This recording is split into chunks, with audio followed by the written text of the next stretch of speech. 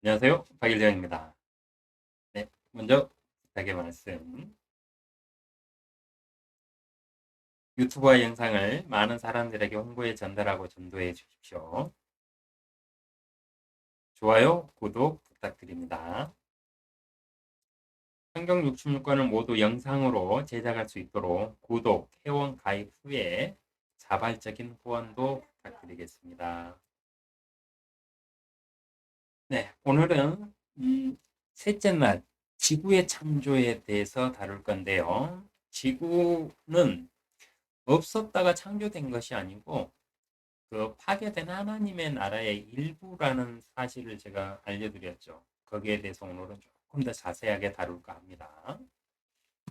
혹시라도 그동안 알고 있었던 거하고 너무나 다른데, 네, 이렇게 다가올 수도 있겠지만 염려하지 마시고요. 성경에서 그렇게도 해석할 수 있을까? 하면 긍정적으로 한번 생각하시면서 네, 한번 들어주시기를 부탁드립니다. 지구와 우주의 창조 전의 모습은 어땠을까요? 우주와 지구는 지금의 형태는 아니나 없었던 것이 아니고요. 파괴되고 흩어져서 창세기 1장 2절 형체가 없고 공허하며 빛이신 하나님께서 거니시지 아니하므로 어둠이 깊음의 표면에 있는 깜깜하고 공허한 공간 아래 창공이었다. 네, 지구, 지구와 우주의 모습은 이랬습니다. 이유는요, 하나님께서는 물들을 위와 아래의 창공으로 나누시고, 위의 창공인 물들의 표면, 즉, 하나님의 나라에서만 거니시고요, 아래의 창공인 우주의 공간을 버려두셨기 때문에, 우주와 지구의 공간이 깜깜하고 어둡고 이랬다는 거예요. 공허하고 어둠이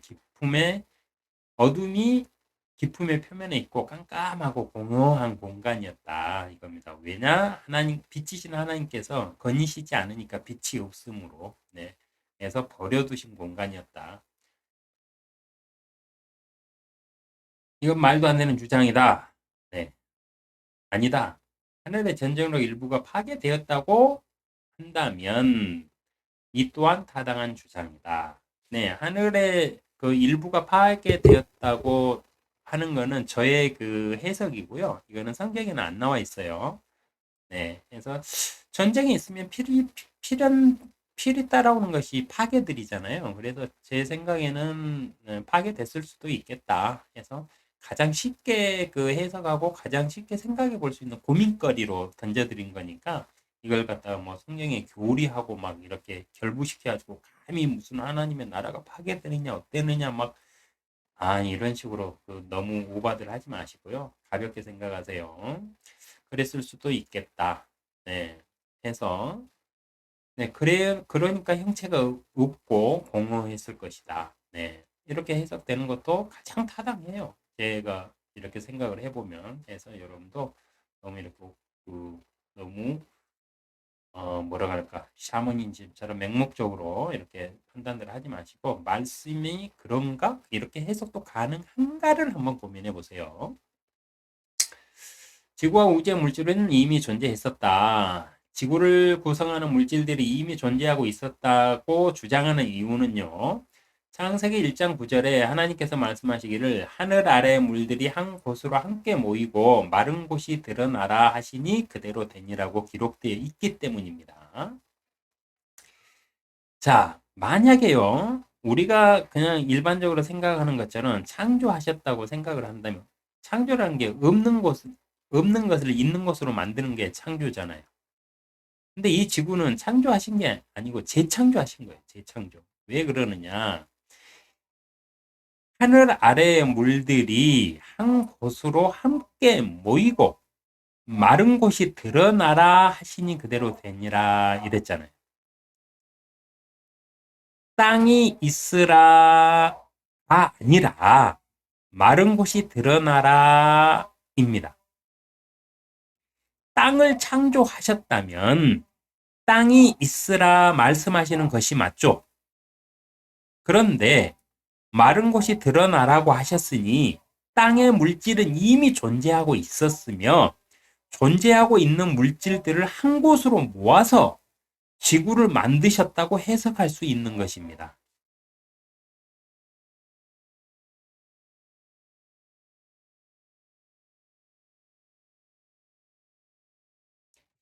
땅의 재료가 되는 물질을 한 곳으로 모으신 이유가 하늘의 전쟁이 있어서 이때 파괴되어서 흩어진 것들을 모으신 것으로 해석을 할 수가 있어요. 그럼 이렇게 해석을 한다면 현대 과학이 망원경을 통해 가지고 발견한 우주 공간에 유성과 수많은 소행성들이 있으며 파괴된 것과 같은 돌덩이와 비슷한 물체들이 떠다니고 있다는 사실을 발견하여 빅뱅설을 주장하잖아요. 근데 그러기 이미 5천 년 전에요. 네, 이 성경 모세가 기록한 게 약 5천 년 좀 넘었거든요. 그러니까 5천 년 전에 성경은 이미 기록하고 있는 것이에요. 성경에서 세상을 현상들을 분석하면 엄청나게 많은 것들을 발견할 수 있습니다. 한 곳으로 함께 모이고란 말의 뜻이 지구는 파괴되어 흩어진 것들을 한 곳으로 함께 모아서 원형의 구와 같은 모습으로 우주 공간인 허공에 매다신 것이다란 뜻이 됩니다. 네. 한 곳으로 함께 모으고란 말의 뜻이요. 하늘나라의 전쟁이 있어서 파괴되어서 흩어진 이 물질들을 하나로 이렇게 모아가지고 지금과 같은 둥근 지구로 원형의 구로 만들어가지고 우주 공간에 딱 매달아 두셨어요. 허공에다가, 창공에다가. 우리는 지금 하늘 어디 중간쯤에 있어요. 네. 신기하지 않으세요? 허공에다가 딱 지구를 매달아 놓으셨어요. 하여튼간요. 자, 빅뱅설은 유성과 운석들이 우주의 공간에 떠다니는 것을 망원경으로 보고 추론하여 대폭발을 일으켜 우주가 형성되었을 것이라고 추론한 가설, 즉 거짓말입니다. 100년 전에 한 박사가 주장한 빅뱅설은 소위 박사라는 사람들끼리 약속이나 한 듯 100년 동안 추종하며 확설로 체계화하여 전 세계 사람들을 세뇌시켜 왔어요. 전 세계 사람을 세뇌시켰다는 건 뭐냐면 초등학교부터 유치원 때부터 가르치나요? 초등학교 때부터 가르치는 초등학교 때부터 대학원까지 이 빅뱅설을 갖다가 가르치고 있잖아요. 그래서 시험도 보고 그 시험 점수로 사람을 평가하면서 세뇌시키고 있잖아요. 이 말이에요. 한데 이제는 전 세계 사람들에게 미안하다는 말 한마디 없이요. 빅뱅설이 틀렸다고 새로운 우주 가설을 만들어야 된다고 주장하고 있습니다. 이 과학계 사람들이. 네, 영국에서 모여서 이런 세미나를 했어요. 빅뱅설로는 지금 현재 우주의 현상을 갖다가 다 설명할 수가 없다. 그러니 빅뱅설보다 더 나은 가설을 찾아내야 된다. 그러고 세미나를 마쳤대요. 자, 제가 하나 알려드릴게요. 성경에서 찾아보세요. 성경에 여러분의 가설보다 더 훌륭한 사실들과 진실들이 기록되어 있습니다. 그러나 성경은 어느 과학자들보다 더 정확하고 세밀한 내용들을 기록하고 있습니다. 욥기 26장 7절에는요. 그는 북쪽을 빈 자리에 펼치고 땅을 허공에 매다시는도다 이랬어요. 우리 지구를 갖다가 허공에다가 딱 매달아 놓으셨대요. 네, 그리고 성경에서 말하는 북쪽은 우리가 말하는 동서남북과는 개념이 틀립니다. 성경에서 말하는 북쪽은 하나님이 계신 높은 곳이 북쪽. 그리고 밑에 발쪽이 딱 사람이 서가지고 있다. 이렇게 상상을 하면은 우리 머리 위가 하나님이 계신 저 높은 곳이 북쪽. 그리고 제일 낮은 곳이 남쪽. 그리고 좌우가 동과 서가 되는 거예요. 성경에서는 그렇게 말하고 있습니다. 성경에서 북쪽은 하나님 계신 곳, 높은 자리, 네, 그렇게 표현한다는 것도 참고로 기억하고 계세요. 욥기는 창세기의 창조 과정과 짝을 이루며 창조의 세부 내용을 담고 있는데 몇 가지 살펴볼게요. 지구와 우주를 어떻게 창조했느냐? 네, 허공에 매달았다고 그랬잖아요. 네. 욥기 38장 4절에 보면은요. 내가 땅에 기초를 놓을 때 내가 어디 있었느냐? 내가 너에게 요구할 것이니 너는 내게 대답하라. 하나님께서 땅에 기초를 놓을 때 욥한테 너는 그때 어디 있었냐? 너는 이 세상에 존재하지도 않았지 않느냐 이러면서 혼을 내세요. 5절에 누가 그 치수를 재었는지 내가 아느냐 누가 그 위에 측량줄을 띄웠느냐. 6절 그 기초들은 무엇 위에다 고정시켰으며 모퉁이 돌은 누가 놓았느냐. 7절 언제 새벽별들이 함께 노래했으며 하나님의 아들들이 모두 기뻐서 소리쳤느냐. 8절 바닷물이 마치 태에서 물이 터져 나올 것처럼 쏟아져 나왔을 때 누가 바다를 문들로 막았더냐. 그냥 바다의 경계를 누가 만들었느냐 이 말이죠. 여기 보면 창세기에 기록되지 않는 그 창조의 세부 내용이 욥기에 기록되어 있어요. 여러분도 찾아서 한번 읽어보세요. 더 많이 있으니까. 지구를 창조하실 때요. 자, 치수를 쟀어요. 치수. 이 지구의 크기를 하나님이 손수 재셨다는 거예요. 어느 정도 크기로 해야 될까? 치수를 재시고 기초를 만들고 이 둥근 저기 구잖아요. 지구가. 그러면 안에서부터 쭉쭉 기초를 딱 이렇게 놓아가지고 쌓으셨다는 말이거든요. 그래서 모퉁이 돌을 누가 놓았느냐 이렇게 말씀하시잖아요. 그러니까 이 원의 굴을 쫙 쌓으면서 이 모퉁이 돌은 누가 이렇게 갖다가 받쳐가면서 이런 지구를 만들었느냐는 말씀이에요. 그리고 하나님의 아들들이 함께 했으며, 네, 하나님의 아들들이 모두 기뻐서 소리쳤느냐 이랬어요. 언제 새벽별들이 함께 노래했으며 하나님의 아들들이 모두 기뻐서 소리쳤느냐. 이 말씀은 하나님이 창조하실 때, 하나님의 손수 이렇게 창조하실 때 하나님의 아들들이 함께 했다는 뜻이 되거든요. 풀이가. 네. 바다의 경계를 정하셨다는 말씀이고 바다를 문들로 막았더냐는 이 말씀을 바다의 그 경계를 만드셨다는 말씀이에요. 이 말씀들을 근거로 해석해 보면은요. 하나님께서 세상을 말씀으로 창조하셨다. 이 말은 틀린 말입니다. 틀린 해석이에요. 하나님께서 이 세상 창조를 명령하셨다가 더 정확한 말입니다. 창조의 역사를 단순히 하나님께서 마른 곳이 드러나라고 말씀하셨다고 해서 말씀으로 창조하셨다고 직역하여 해석을 하면 안 됩니다. 하나님께서 명령하셨다로 해석하여야만 더 정확하게 해석하는 겁니다. 명령하셨다로 해석을 하면 문제가 하나가 있죠. 그럼 누구에게 명령하신 것인가에 의문이 남는데 성경을 조금 더 깊이 있게 보고 더 넓게 추론해 보면은요. 간단해요. 하늘나라에는요. 그룹의 존재들이 있어요. 그룹의 존재들. 용의 모양도 있고 새의 모양도 있고 그 짐승의 모양들도 있는 그룹들이 있어요. 어마어마하게 많이 있어요. 네, 하나님의 아들들과는 다른 존재들로 짐승들의 모습으로 창조되었고요. 하나님을 섬기는 각자의 역할과 능력들이 부여되어 있습니다. 이 그룹들 중에서는 하나님이 타고 다니시는 그 보좌에서 이렇게 그 막 바퀴 돌리고 위아래로 왔다 갔다 하면서 막 운행하는 그룹들도 있어요.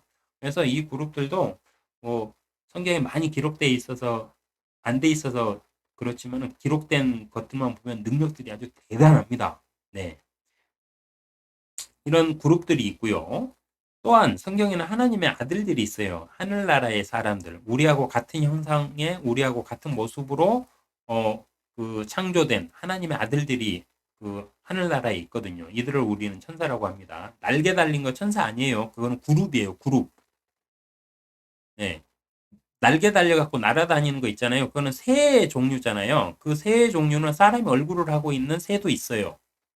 그래서 그거는 그룹이지 천사 아닙니다. 네, 천사는 틀려요. 천사는 우리 사람들하고 같은 모습이에요.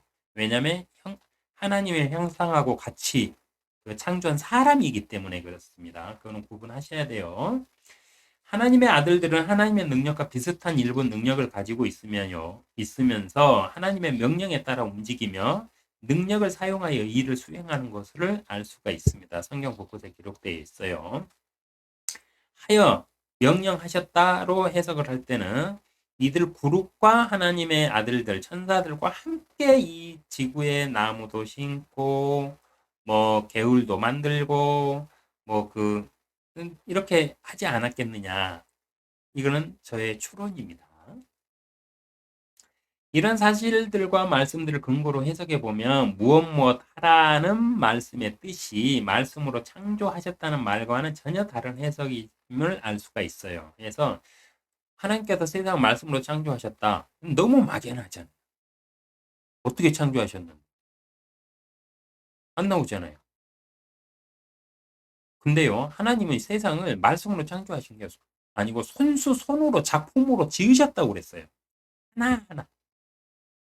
그러면서 있으라 하면서 있으라 했다는 명령으로 이렇게 해야 된다는 건 뭐냐면 하나님 혼자서 그 일을 하셨겠느냐는 거죠.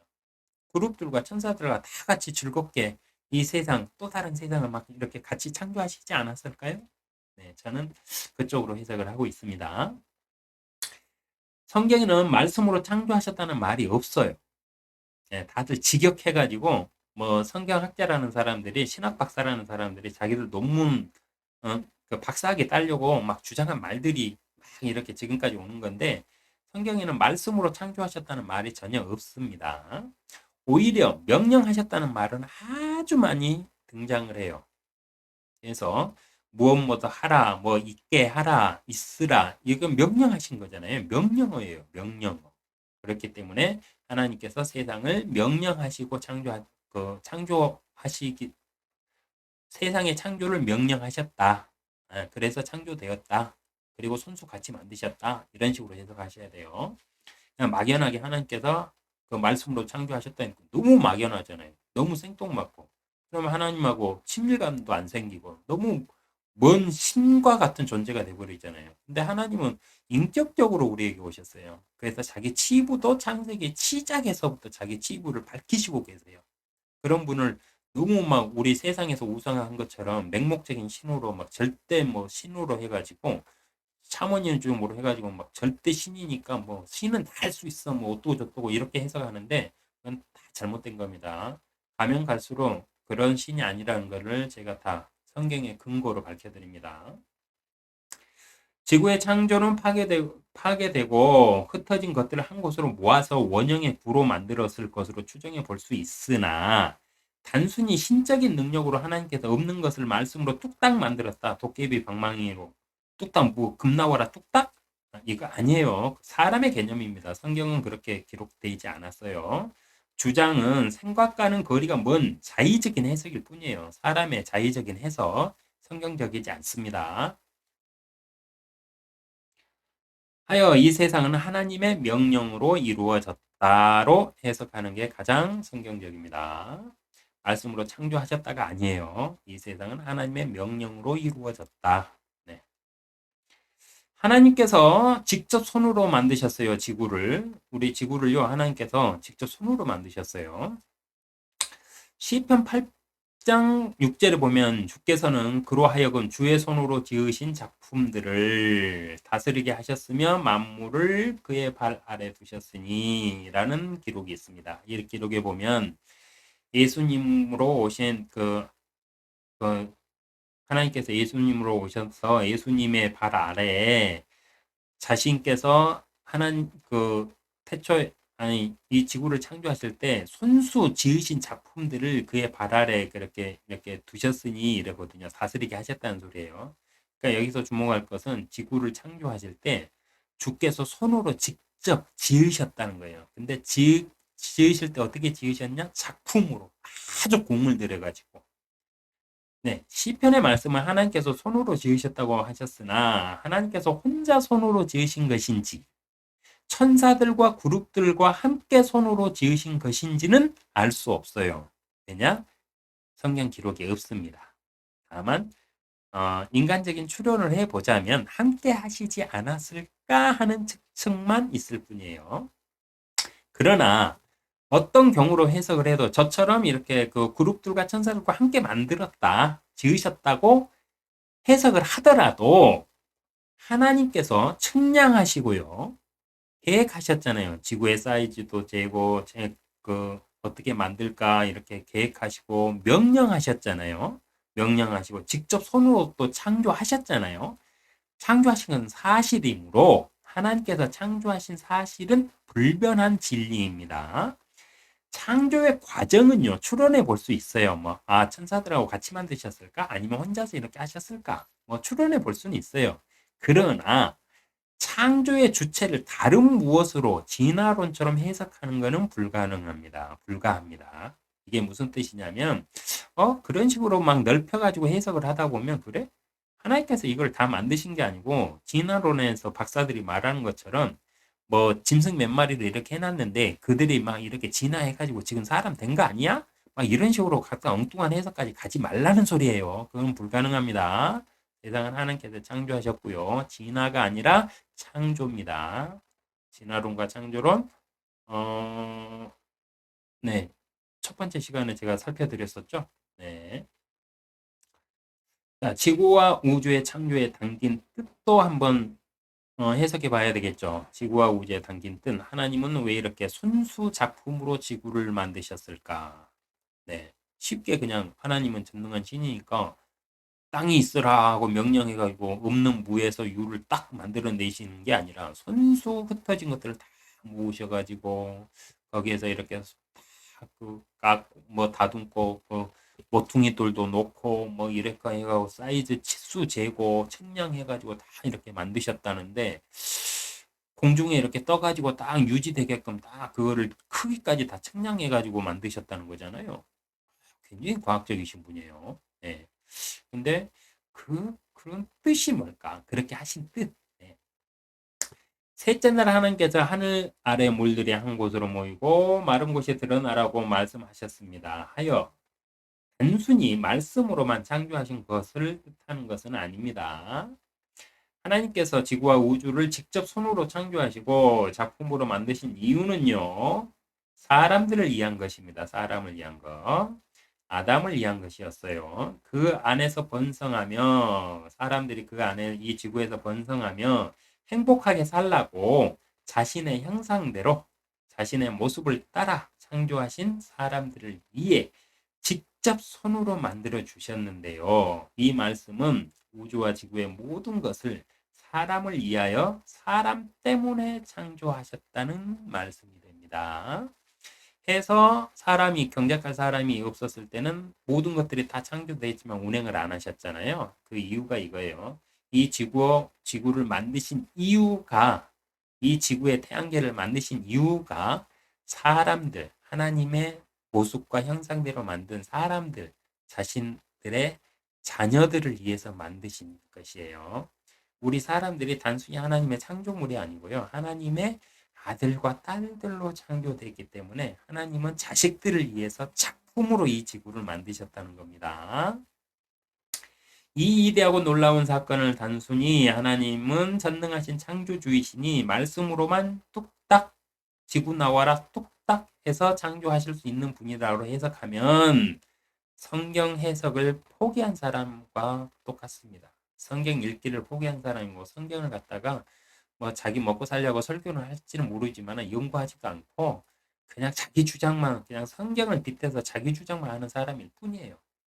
절대 네 혹시 그런 사람이 주위에 있다면 그 사람은 멀리하세요. 우리 교회 목사님이 그런 스타일이다 그러면 교회에 옮기세요. 그렇다고 천국 가는데 아무 문제 없습니다. 하나님의 창조의 시작은요. 창세기 1장 1절 하나님의 나라와 세계가 시작이며 결코 지구와 우주가 창조의 시작이 될 수는 없습니다. 제가 지구의 시작 그 3일째 물들이 한 곳으로 모이고부터 시작해서 쭉 어떻게 과정을 설명해 드렸죠. 근데 또 다시 돌아가 가지고 창세기 1장 1절이 지구의 시작이다 하시면 안 됩니다.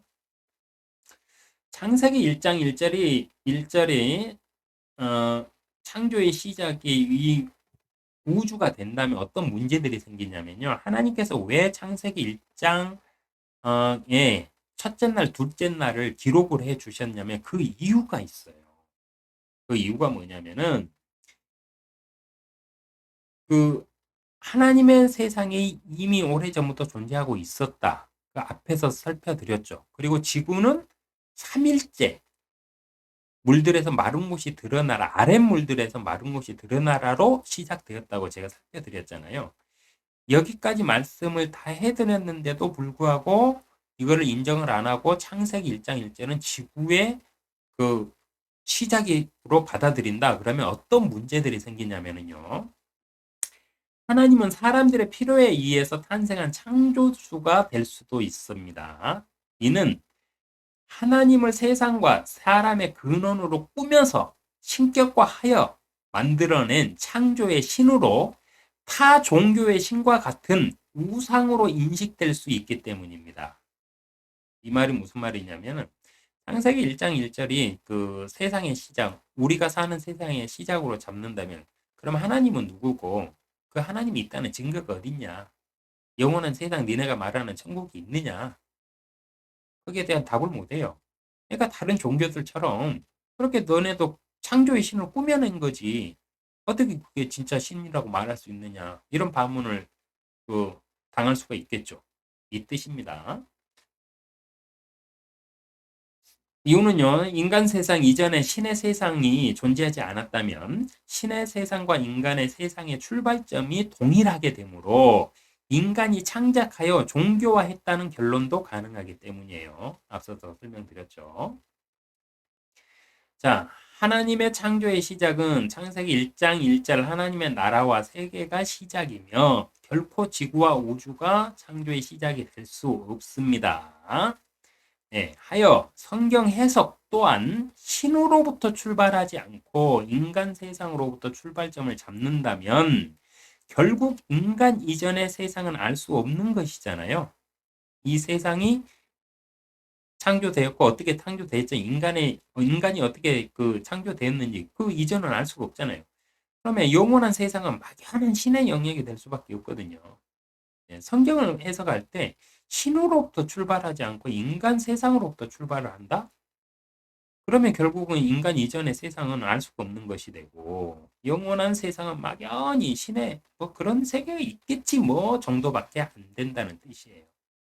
그래서 창세기 1장 1절을 하나님의 세상으로 하나님의 세계로 출발점을 잡으면 하나님의 신으로부터 출발을 하는 거가 되잖아요.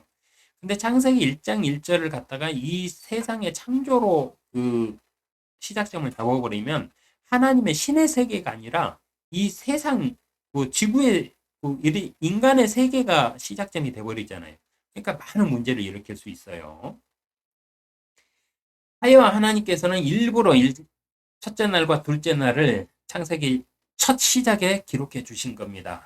왜 이 너희가 살고 있는 세상의 근원이 무엇이냐를 알려주시기 위해서. 너희가 사는 세상은 첫째 날, 둘째 날 내가 살고 있는 하늘나라, 나의 세계에 이런저런 일들이 있어서 이 세계를 나누었고 그리고 시간이 지나서 그 세계를 회복시키기 위해서 내가 너네의 세상을 만들었자 3일째.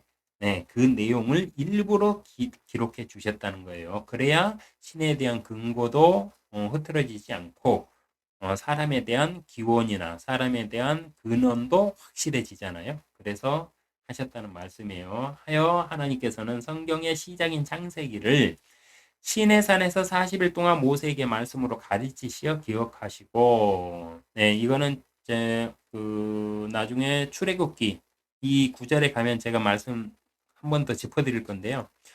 모세가 40일 동안 그 시내산에 올라가 가지고 그 하나님하고 대화를 하고 있었어요. 그리고 딱 내려왔을 때 돌판 2개 딱 가지고 내려왔어요. 십계명이 적힌 돌판 2짝 딱 가지고 내려와서 성길나가 집어 던져서 깨뜨렸거든요. 그리고 뭐 한 게 없어요. 그럼 이 40일 동안 모세는 뭐 했을까요? 그리고 그 십계명의 돌판도 그 모세가 깎거나 뭐 글을 그 새기거나 한 게 아니고 하나님이 직접 판을 깎으셔가지고 거기에 하나님이 손가락으로 직접 써주셨거든요. 첫 번째 그 모세에게 십계명을 주실 때. 그럼 모세는 40일 동안 거기서 뭐 하고 있었을까요? 네, 추론을 해보면 창세기를 기록했다는 말이 가장 합리적인 추론이 될 것입니다. 자, 창세기 1장 1절에서 우주와 지구가 있기 전 태초에 자신의 나라인 하늘나라에 하늘과 땅을 자신이 창조하셨다고 말씀하시고 우리가 사는 인간 세상의 우주는 셋째, 넷째, 다섯째, 여섯째 날을 통해서 하늘 아래의 물들을 한 곳으로 모으고 마른 곳이 드러나게 하셔서 창조하셨다고 명확하게 구분하여 기록하여 주셨습니다. 네. 이 사실을 당신은 어떻게 생각하고 받아들이고 계십니까? 한 주간 창조주 하나님과 많은 대화를 해보시기를 바라면서 사람인 당신을 위하여 지구를 손수 작품으로 만들어 주신 하나님의 화평이 함께 하시기를 기도합니다.